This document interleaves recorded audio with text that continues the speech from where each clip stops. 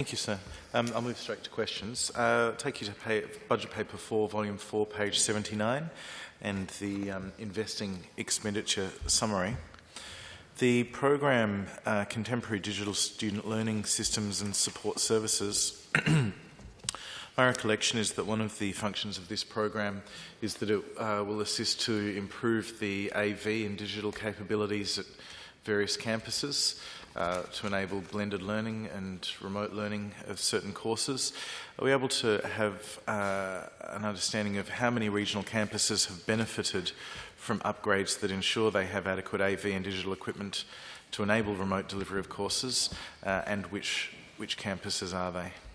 Thank the member for the question, and yes, his summary there is pretty accurate. The digital and/or blended digital delivery methods enable TAFE SA to increase access and choice to vocational education and training in our state without having students to attend a campus for all of their study.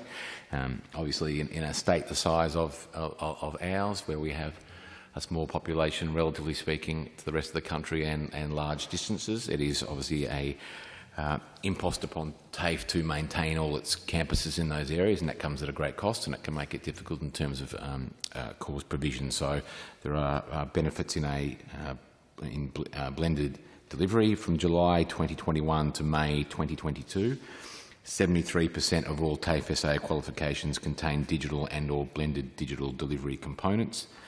If I could just quickly summarise, perhaps, and I might hand over to either Mr. Coltman or Ms. Welby to add a bit more detail, but the benefits are access, which I think I've outlined already, contemporary learning methods, more specifically the use of digital or blended delivery methods also allows TAFE students to gain competence in a range of digital skills required to learn and participate in the contemporary workplace. Responsive delivery. TAFE receives real-time feedback from students studying in digital and/or blended digital delivery programs, and those survey results at the completion of a unit of study conducted in that way can be collated then and summarised to inform educators on any delivery method changes that are required based on that survey data. Student engagement. TAFE SA educators can monitor student engagement levels in digital and/or blended digital delivery methods by monitoring digital footprints through the learning materials provided. That's become, I think it's fair to say, Chair, throughout the pandemic, an incredibly important thing, given that we've had schools in some cases switch to online delivery of courses, and I know I've had conversations with principals and educators that it has been difficult in some cases to track the genuine engagement from students who may or may not actually be there on the other end of the virtual platform, or may be off doing other things which they might find more entertaining at the time. Financial viability. That one, I think, kind of speaks for itself. In terms of specific course areas, qualifications for the following areas contain blended digital delivery components: cookery, hospitality and tourism, business, marketing, justice and information technology, hair and beauty, primary industries, community services, health and lifestyle, arts and fashion, and traditional trade areas such as automotive, engineering, fabrication and mechanical, and building and construction as well.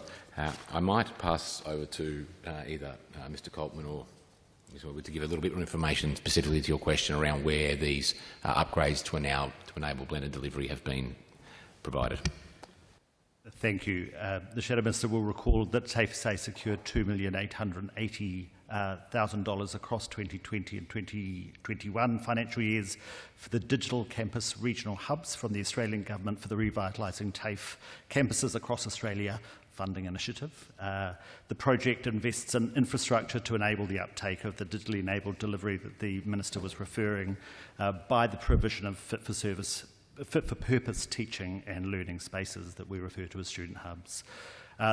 Upgrades under this initiative are underway, and those are occurring at both the Mount Gambier, Berry and Whyalla campuses.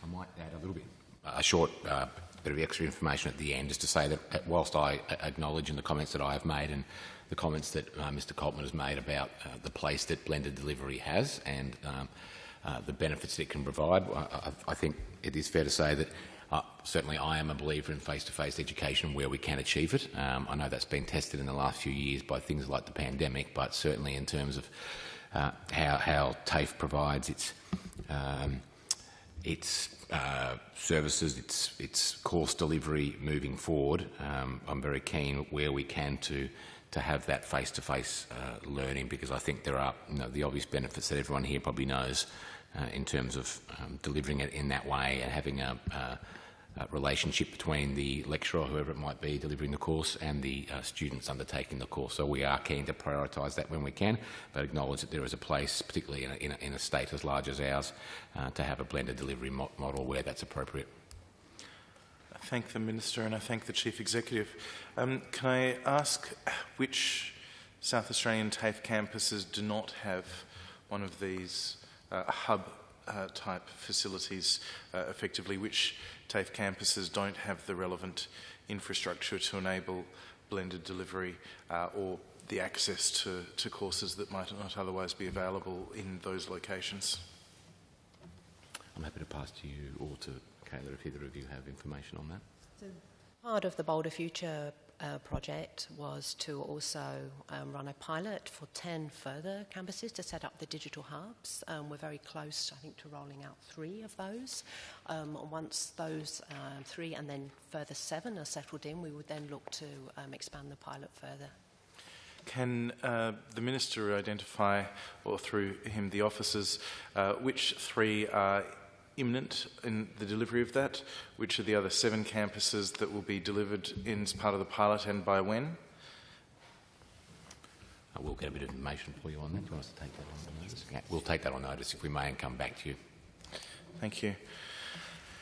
The investing expenditure summary, apart from the new projects at Mount Barker and Victor Harbour, the remainder of the projects are listed as aggregates, really. The annual capital program of $10 million, the revitalising TAFE SA campuses at $1.5 million, and the project we referred to before at $6.9 million. This might be an answer that you'd like to take on notice, and I'd be happy to do that if that was suitable. Is it possible to have the individual projects and capital projects provided as an itemised list, and how much is being spent on each of them rather than this aggregate figure? I thank the member for the question. I suspect that is something we might need to take on notice, but we will do so. I appreciate it. And given that we're talking about TAFE campuses, is it possible to identify how many students are currently engaged in TAFE courses at each campus? That information is available, but we would have to take that on notice to provide you with an extensive list of the students enrolled by campus. Is the Minister happy to do so? I am. Thank you. Does the government have any plans to close any existing TAFE campuses? And if not, will the Minister give a commitment the government won't close any TAFE campuses over the next 4 years? Well, I have no plans to close any TAFE campuses. I'm not aware of any plans that have been put to me by the agency either. I think I am happy to provide my commitment that we won't be closing any TAFE campuses during the term of this Malnaskis Labor government. And for the record, is the Minister happy to get us a list of the TAFE campuses that have closed over the last 10 years and which years they closed in? Yes, I'll take that on notice and come back to you with that. Thank you, sir. I could provide a shorter list over the last 4 years, if you wish. Or... It's a much shorter list than the full 10-year list, sir.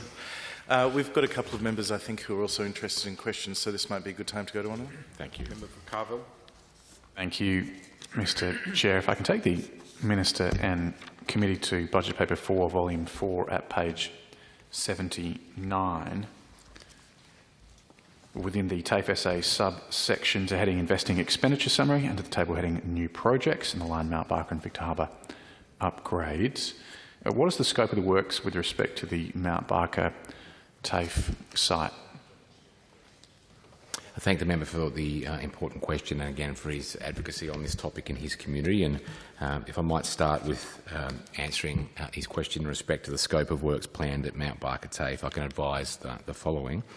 Those works will deliver a refurbished, modernised training cafe kitchen and service area to enhance teaching facilities in the tourism and hospitality programs that are run there. I note, having visited quite a few TAFE campuses already in my time as the Minister, that up-to-date facilities, I think, in those particular areas are particularly important to make sure they're up to spec with what students who might graduate use when they move into the workplace. The purchase of additional training equipment to enhance the delivery of automotive programs, and that well and truly falls in that category as well, given the pace of change in terms of what's happening with our vehicle fleet across Australia. And I last week visited with the Deputy Premier of the MTA, who had a expo on, it may have been the week before, but particularly focused on what they're doing to make sure the students who come through their training facility have the skills to be able to work on electric vehicles in the future, not just the kind of internal combustion engines that have traditionally been the source of those courses. The renovation of the existing skills training lab to increase training capacity in nursing, allied health and other community services programs. I suspect that might be of particular interest to the member for Carville, given that we are trying to, of course, employ extra staff in areas like that, and in order to meet those targets that this government has set itself, we'll need to make sure that we are attracting people into the courses that will provide the future workforce. Additionally, the project will transform the student learning experience through the creation of a student hub flexible learning space, the refurbishment of the dual purpose function area which can be utilised by students and for hospitality service training. In respect to the courses that are offered at Mount Barker TAFE, I can advise that the Mount Barker TAFE SA campus offers a broad suite of courses, and they include foundation skills, hospitality, as I've mentioned, business services, mining, automotive, as I've mentioned, nursing, community services and children's services. Currently 17 courses are being delivered in addition to 10 short courses. TAFE SA is planning to increase educational delivery at Mount Barker in the areas of aged care and disability, which certainly I think everyone here knows the significant skill shortages we face in those areas. When we ventured down to the Limestone Coast for our first country cabinet, one of the things that was passed on to me and many other members of cabinet were the pretty serious skill shortages that exist in that area, and I know other regional areas of South Australia as well, in terms of finding the workforce that's needed to care for people in aged care and disability. So I'm glad to see that we're planning to increase that. I'm sure that will service the local community well going into the future. This increase will see the addition of 2 qualifications and 2 skill sets being offered to the Mount Barker community. The project provides infrastructure improvements with areas of industry need in the Adelaide Hills. That's always very important. I know in my answers to the member for Morialta's first questions in the first session today around the technical colleges, I spoke about our desire to make sure that the course offerings at those 5 technical colleges are tailored, not just, I guess, to meet the broad skills shortages and needs of our state, but also the specific and unique ones that might occur in some of those areas, particularly areas like the Limestone Coast, for instance, and Port Augusta, and the same applies to TAFE, and I'm pleased to see that they are turning their mind to making sure that it meets local need in the Adelaide Hills in terms of the infrastructure improvements to which we are committed. I'm looking forward to visiting Mount Barker TAFE campus soon. I hope the member will happily have me along and join me. And look forward to being able to update members of this place as we go on these important works which are occurring. I thank the member for his question. Thank you. Finished as a supplementary, I understand. On the same line item, in relation to the Victor Harper campus, what's the intent of that campus? Thank the member for the question.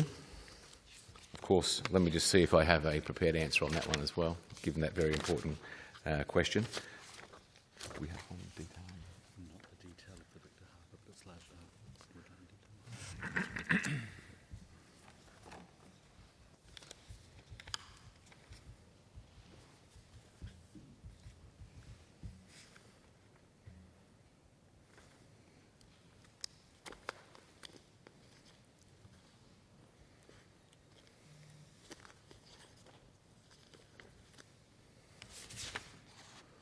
I might need to take the member for a question for the member for Finnis on notice, unless those opposite have any detail of the project that's occurring.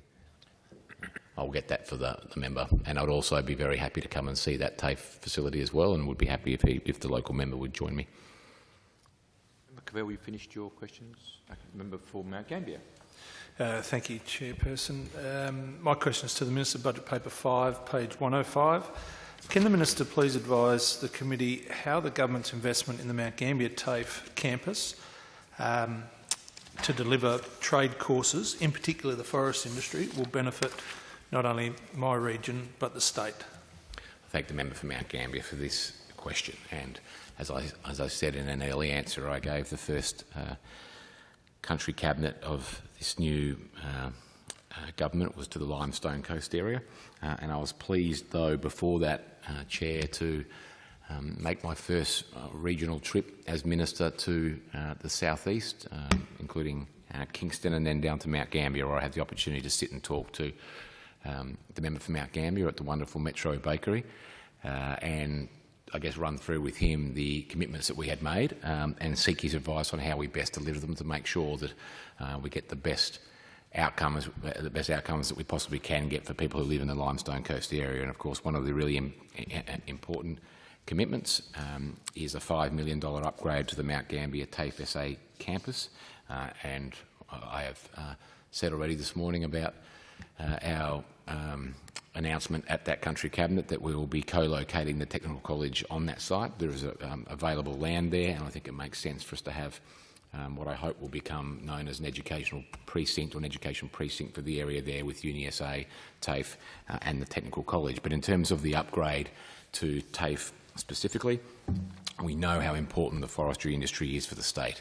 I grew up just over the border, spent a lot of my childhood playing football across the border against Mount Gambier and Millicent sides. They were always fairly long trips through the forests. I knew from a young age how expansive they were. Probably wasn't until I came to live on the other side of the border that I understood how important they are to the economy of the state.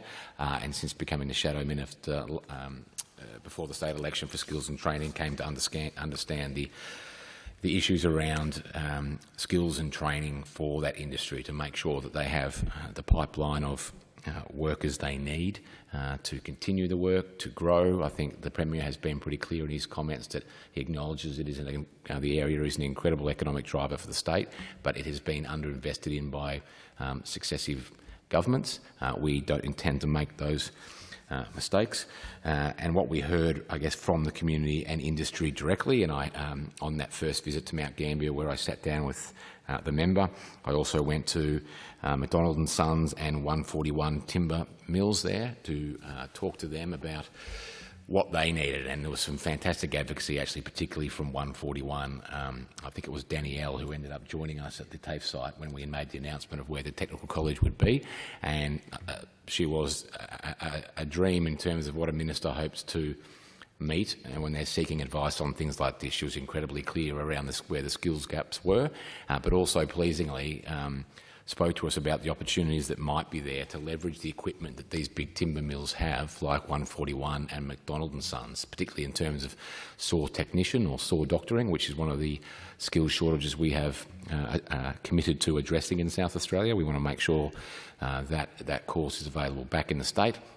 The reason the name of that course has colloquially changed from saw doctoring to saw technician is because it's not like it used to be. It is no longer sharpening the teeth on an old-fashioned blade.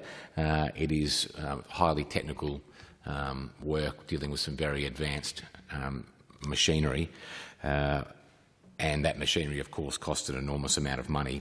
And both timber mills spoke about the opportunity that might be there, that instead of asking our training providers to somehow find the large amounts of money to have that equipment there for people to train on, that we might be able to work with local industry to use the world-class technology they already have to provide that training. So we spoke with them about what they wanted to see in terms of our investment into TAFE SA and how it might help to address the skill shortages they have.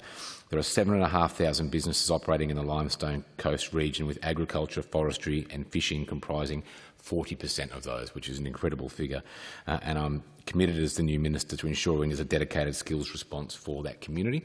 I was pleased to visit the TAFE SA campus, as I said, with the member for Mount Gambier and the Premier to announce what we're doing there. We were asked questions, of course, and spoke happily about where that $5 million investment would be made. we want to make sure there are the state-of-the-art facilities needed at that campus to be able to offer the courses that are needed by local industry. We want to make sure, of course, that we have a view to what other skills or roles are going to be needed that might not be online yet, that we need to start preparing ourselves for. And I think that this investment to TAFE will really aid the ability to deliver a higher level vocational education and training qualifications in Mount Gambier and the surrounding areas, align the delivery to university degrees, and of course I think co-locating it on the side of UniSA and the Technical College makes sense in terms of making sure the three are actually operating together. Deliver short courses to address the immediate workforce needs as well, because we know that need is there right now. This is not just planning for the future. We have existing skill shortages. And the government has also committed $2 million over 3 years to develop a forest products domestic manufacturing and infrastructure master plan, including a focus on future skills needs in that as well. So I thank the member for the question and for his constructive involvement in helping us make sure that we get the best bang for buck in delivering this for the Limestone Coast area. Does member for Torrance have a question? No, not at the moment. Okay. Member for Moriarty. Thank you, sir. If I can take you to Budget Paper 5, page 104, the return of individual support courses. Can the Minister advise how many students will be trained and gain a Certificate 3 in individual support at TAFE SA over the next 4 years as a result of this budget allocation? Thank the member for the question. I'm pleased to have the opportunity about the government's decision to reinstate those courses, which were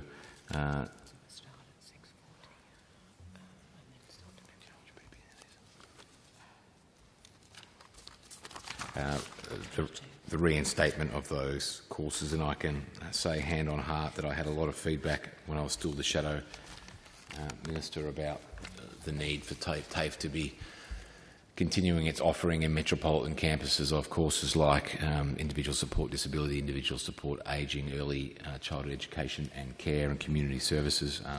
A number of community childcare centres in particular raised with me that they had long used TAFE graduates as their graduates of choice for those courses. It was raised in fact on the day that we made the formal announcement after winning government that the courses would be back and open for enrolment. We were joined at the CBD TAFE campus by representatives of Rembrandt Living and Helping Hand, who are two very large aged care providers in South Australia, both who spoke in glowing terms about the fact these courses were coming back and how crucial it was to them in terms of finding the really high quality workforce that they needed to be able to care for the many people who live in Rembrandt Living and Helping Hand facilities in South Australia. The qualifications to be reinstated will support an expected 640 additional students for metropolitan delivery in the 2022-23 financial year across Certificate 2 in Community Services, Certificate 3 in Early Childhood Education and Care, Certificate 3 in Community Services, Cert 3 in Individual Support Ageing and Cert 3 in Individual Support Disability, and the Diploma of Community Services as well. I think I might have a bit more information though in terms to the members' question specifically about what we think those figures will grow to from the 640 that I've given. We know since 1920, on average, we've lost just shy of 1,000 enrolments per annum. So that's still partly a start to get going. So 640 new commencements each year. 640 new commencements each year. If these courses were able to be offered, it would have resulted in approximately 1,900 new students in 2021, and TAFE SA would have reported an increase of 455 students rather than a decrease of 1,445 students. Does the Minister have any advice as to how many students would have been trained over the same period for the same funding level by non-government providers? Were this I don't have that on not to be made? I'm not even sure if we can access that. Can the Minister advise how many students will be employed as trainee and how many will be trainees and how many will be trained institutionally? I know we wouldn't have that on us, but can we even get that?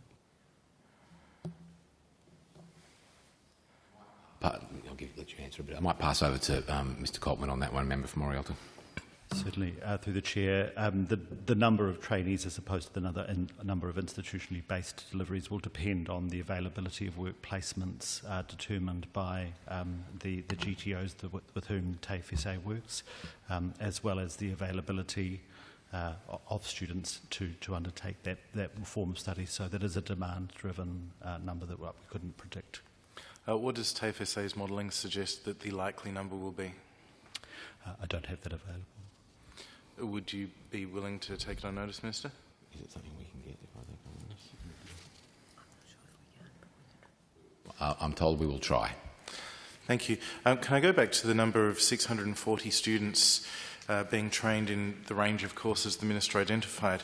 640 commencements each year, as I understand.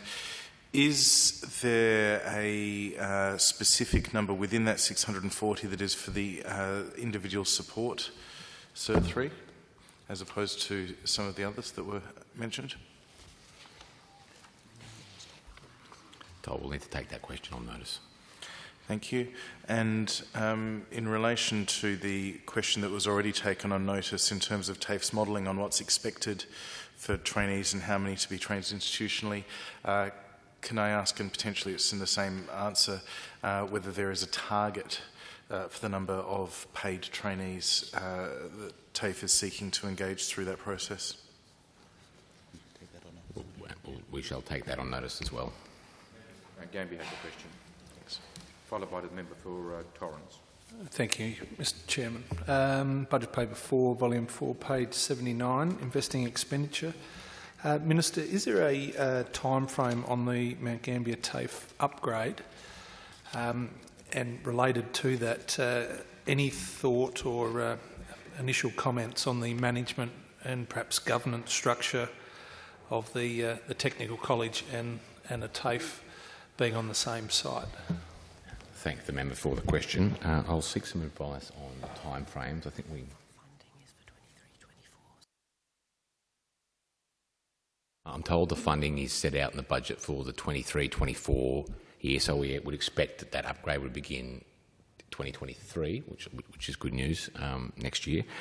In terms of the governance model with the technical college, we're sort of deep in considering that now, would be my answer, and I'll happily take some advice from you, from the member for Mount Gambier, and other local education institutions like UniSA and of course TAFE, but some of the private providers down there who provide some of that training which is so vital to industries like forestry about how that model might best work. But I do want them, although they are separate projects, they are co-located, and I want them to be able to work together.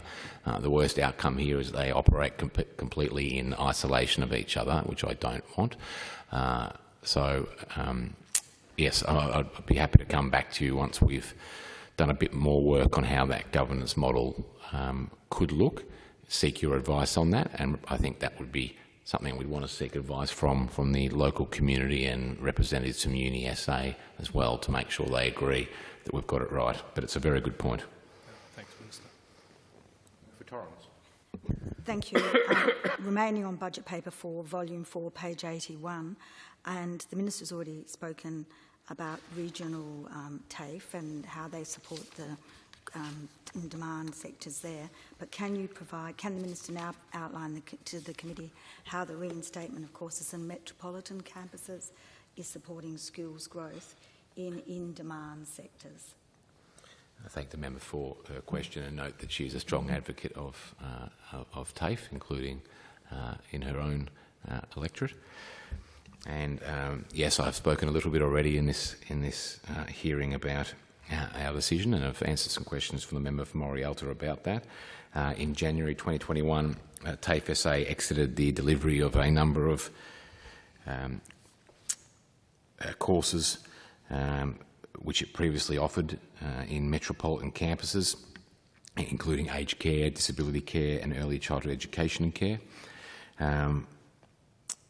When these industries are they're on the front line of the COVID pandemic in many cases, and we have some pretty acute skill shortages in those areas. And I think also, given that the workforce that is trained in these courses is the workforce that cares for some of the most vulnerable people in our society, really. And we've heard some horrific stories over many years about the treatment some people in those kind of settings have had, and I know that this government is committed to doing what we can to make sure that the workforce that we are training, who care for people who are elderly or people with disability or people with whatever other complexities or challenges they might have high quality care. And I think the very clear feedback that we received in opposition, and I mentioned this a little earlier, from employers in the private sector, areas like community childcare though as well, was that they very much wanted to see TAFE still operating in these areas in metropolitan campuses, because they had been producing graduates that those businesses had favoured for many years, because they certainly saw them being of high quality. And that was, I guess, the genesis of our election commitment to bring them back, and I'm very pleased that we were able to act on that as one of the first things we did. Certainly, I think probably the first election commitment that we were able to deliver in my portfolios of training and skills. And as I said before, when we made that announcement, we were joined by representatives from Helping Hand and Rembrandt Living, who are two very large organisations. Helping Hand operates in the Member for Kings electorate, just over from the for my own electorate. We have both been through and had a look at that facility. It is incredible. The levels of support they offer there, ranging from independent living all the way up to pretty complex care, is of an incredibly high standard. And I know that both of us, the Member for King and I, have received a lot of feedback from people that we represent in our seats, who have spoken so highly of how they have been, their loved ones have been cared for at places like Helping Hand. But of course we know that a lot of that comes down to the quality of the staff who are caring for those people. So it was affirming to have representatives from those two organisations join with us and welcome the return of these courses. That speaks volumes, I think. And we know, and I mentioned this earlier in terms of the issues that came up at Community Cabinet in the Limestone Coast, that the demand for skilled workers in the aged care and disability care sectors has increased considerably, and the return of these courses, I think, will in some way alleviate those skill shortages and make sure that we are not just providing the necessary FTEs in terms of numbers, but making sure they are of a really high quality. The investment provides greater access to engaging learning spaces, technology, lecturers and high-quality learning opportunities across metropolitan Adelaide. The reinvestment in industry-specific skill sets will contribute to the economic future of South Australia by training the skilled workforce that employers and industry need, and it's the workforce they have told us they want. South Australians will be better prepared for a growth in demand across care sectors, and reinstating funding for courses to be delivered at Metro TAFE SA campuses is a key step along the way to achieving this. I note there is still more to do. I think some of the meetings I had in the member for Mount Gambier's electorate during country cabinet were quite sobering about what they the pressures they are under. Of course, it has been heightened by the global pandemic. Borders being shut, some of that workforce which has previously come from outside our jurisdiction not being available. That's the challenge that's presented to us by that. Of course, there is opportunity there as well, though, to see that we can do whatever is in our power to train a local workforce, including people locally in Mount Gambier, to care for vulnerable people in their own community. But I thank the member for her interest in this topic and the question. So, can I ask on the same line, are the TAFE students that we're talking about in terms of individual support extra students overall, or will they be students who would otherwise have been going to non-government providers like Octus or the Australian Nursing and Midwifery Federation? And indeed, have those other stakeholders expressed concern about their funding and business model as a result of this decision?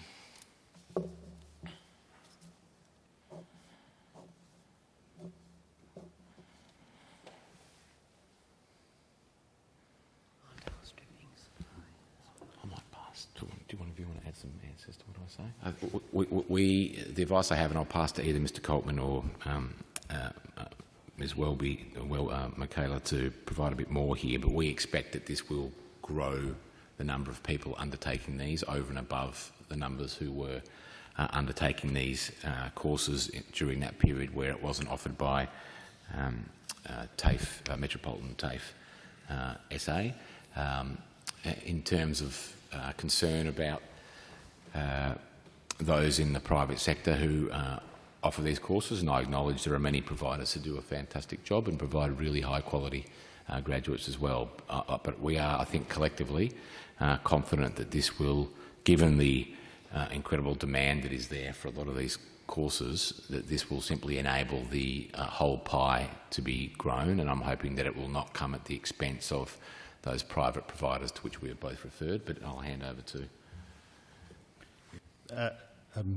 The demand for the delivery of these courses over the last year has not subsided in any way. We continue to see students wishing to study with TAFE SA whilst the private providers continue to deliver as well. So we believe that there is an unmet training need that this can support.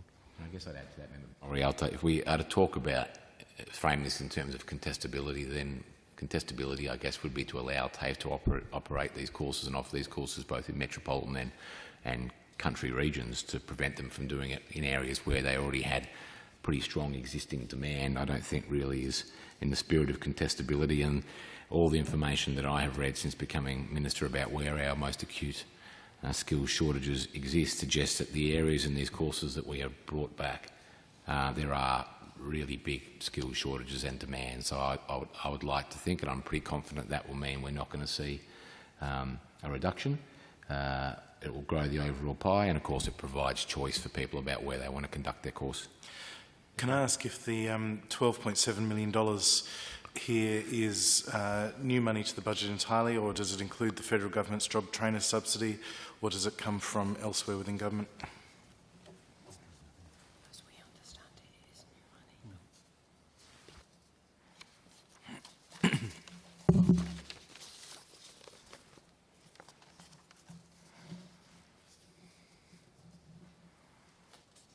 money. We understand it's new money.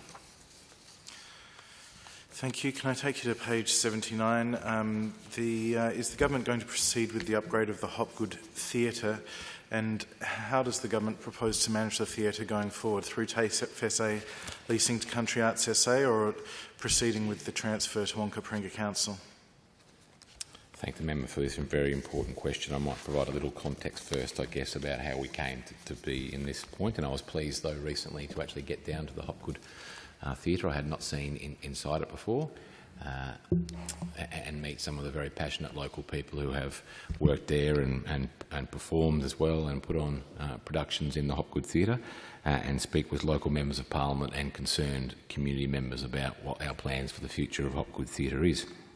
And it is an important community resource. It's quite remarkable, in fact. I've been through that shopping centre, I think it's Colonnades, many times, and not really understood what was inside the Hopgood Theatre. It's it really is an incredible asset in an area that is readily accessible to people who live in the south and who might go to those shops.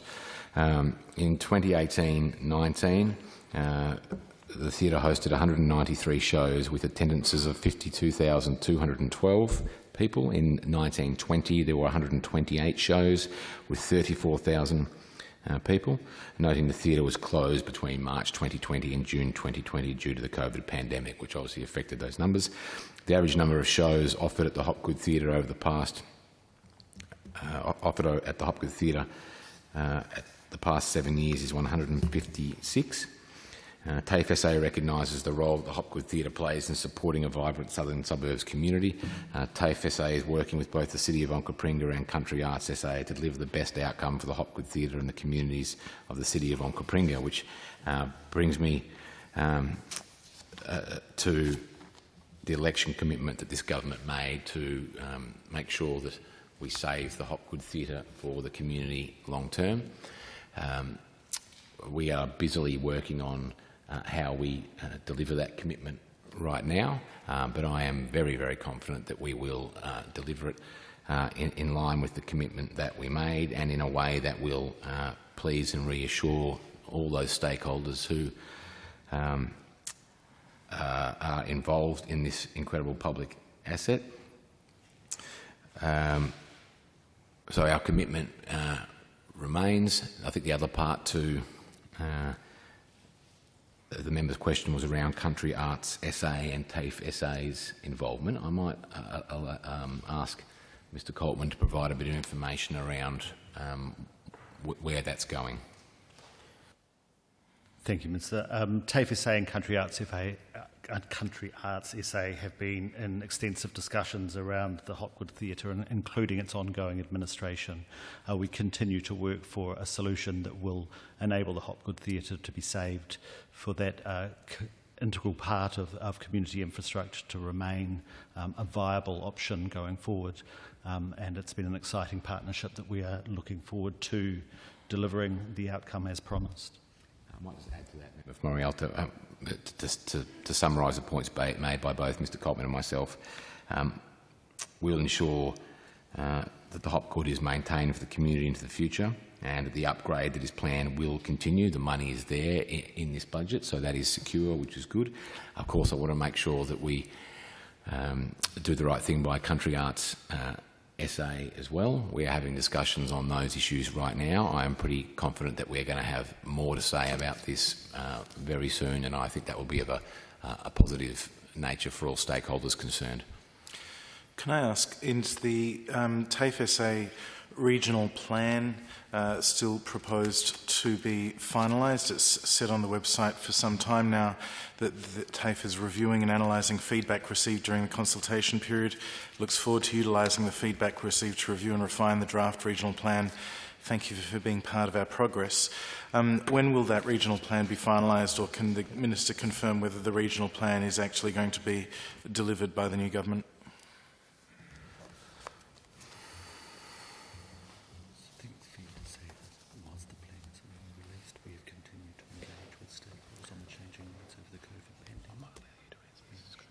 Pass over to Mr Coltman to provide an answer on this one. Thank you, Minister. It's fair to say that since the initial consultation on the regional plan occurred, COVID-19 has continued to present challenges for our regional communities, our regional students and our regional industries that we serve. Work on delivering and increasing a range of courses available in regional communities has continued over that period, and we've taken advice from regional communities about how they would like to contribute to both our future operation and to ensuring that the needs of their communities are met. In terms of the regional plan itself, with a new government and a new policy setting that we're looking forward to delivering upon, there may be some necessary changes. Since the consultation was undertaken, the chair of the board of the TAFE SA and myself has visited every regional campus to discuss with both staff, stakeholders, local councils, the direction of TAFE that TAFE SA is heading, and how our Bolder Future transformation program will deliver on that. A lot of time having expired, I declare the examination of the proposed payments for the Department of Education and administered items for the Department of Education complete in terms of TAFE. I now, the member for Torrance, thank you. You have a motion. I move that the sitting of the committee be suspended until 3 p.m. The motion is that the committee be suspended until 3 p.m. Do I have a second for that? I do. I'll put that as in favour. Against, that's clearly carried. The committee will recommence at 3 p.m.